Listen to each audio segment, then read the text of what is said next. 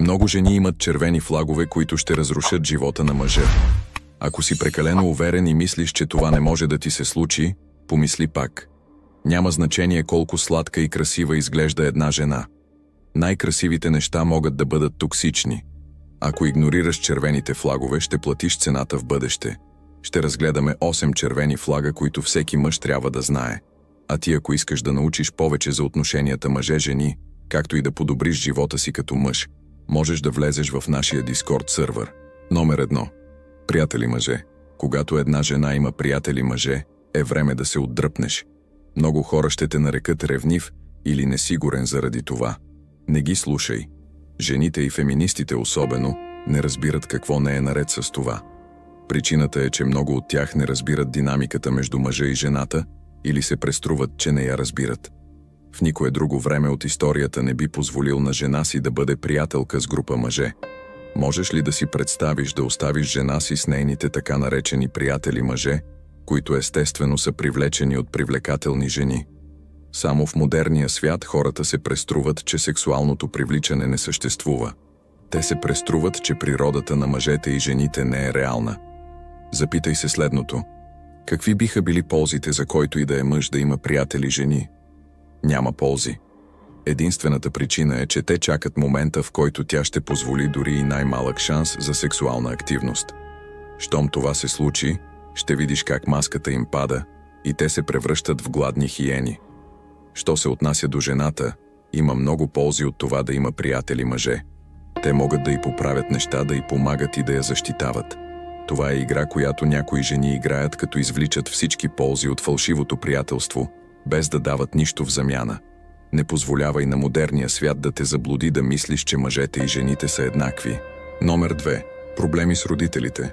Всички сме виждали момичета, които не се разбират с бащите си, и това никога не изглежда добре. Когато момиче няма мъжествена бащина фигура в живота си, тя ще търси това в други мъже. Понеже не знае как изглежда тази мъжествена любов, тя ще бъде използвана от мъже, които не я уважават. Тя дори не уважава себе си. Има момичета, които нямат бащина фигура, но не са тръгнали по този път с други мъже. Те може да имат самоуважение, но проблема в нея все пак остава. Защо? Те не са виждали как майка им уважава баща им. Понеже не са научени как да уважават силна мъжествена фигура, има голям шанс да не знаят как правилно да те уважават. Винаги има изключение от правилото, но по-често е по-добре да намериш момиче, което има добра връзка с баща си и го уважава. Номер 3. Сексуално минало. Никой мъж не иска жена с висока бройка партньори. Модерният и феминизиран свят ще ти каже, че си несигурен заради това, но това е универсално чувство. Всеки мъж ще изпитва отвращение, независимо как се опитват да те засрамят за това. Защо? Жените трябва да запазят своята стойност, докато мъжете трябва да създават своята стойност. Всяка жена може да спи с различни мъже. Няма нищо възхитително в това, но това би разрушило нейната вродена стойност. Има проучвания, които показват, че колкото повече сексуални партньори има една жена, толкова по-трудно й е да се свързва и изгражда дълбока връзка с мъж. Сякаш емоционално се поврежда.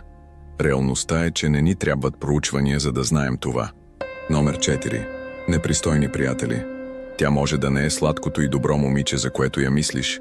Всички сме средното на 5 души, с които прекарваме най-много време. Жените не са изключение. Ако всичките й приятелки са непристойни и спят с много мъже, вече знаеш, че тя прави същото. Ако е само една приятелка, можеш да решиш да й дадеш шанс и да й кажеш просто да не взима пример от тази нейна приятелка.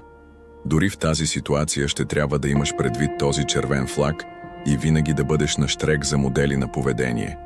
Но ако тя има множество приятелки, които са непристойни, това е огромен червен флаг. Никога не подценявай влиянието на нейните приятели. Номер 5. Луда по известна личност. Можеш ли да си представиш твоето момиче да полудява, защото иска да докосне обувките на някой рапър по време на концерт или да окачи снимките му навсякъде? Както и при другите червени флагове, които разгледахме, този също ще създаде лошо усещане от 99% от мъжете. Това усещане не е без причина.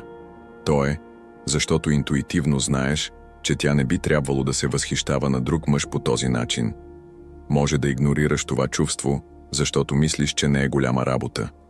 Но фактът, че тя би направила всичко за този един мъж само за да го види, остава. Ако тя имаше възможност да те остави и да има неговите деца, щеше да забрави за теб, повярвай ми. Помисли за това. Тя ще тича към него колкото се може по-бързо само за да си направи снимка. Ако това не ти казва, че тя го счита за твой превъзходен, значи си сляп. Номер 6. Подигравки.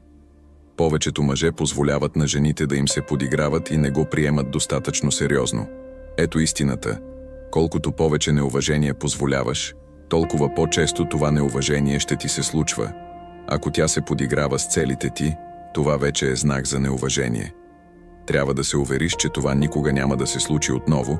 Същото важи и за лекото повишаване на тон или хвърлянето на малки обиди, когато е ядосана.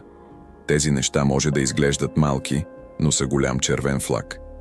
И ако не ги изкорениш възможно най-рано, ще си платиш в бъдеще. Номер 7. Център на внимание. Нищо не е по-лошо от жена, която постоянно иска да бъде забелязвана и гледана от другите хора. Ако тя постоянно те прекъсва или е по-шумна от теб, това не само, че е опит да бъде център на внимание, но е и опит да те направи пониш от нея. Това не е признак на женственост. Истинската жена знае как също да бъде играч. Тя знае как да седи на задната седалка и да слуша, вместо да говори безкрайно и да е шумна. Номер 8. Мърлявост. Много красиви жени са красиви само на повърхността. И нека те попитам, как изглежда стаята й? Как почиства след себе си? Дори се грижи за себе си редовно. Красотата отвън може да е измамна. И истината е, че някои от най-красивите жени могат да бъдат и най-мръсните. Никога не го забравяй.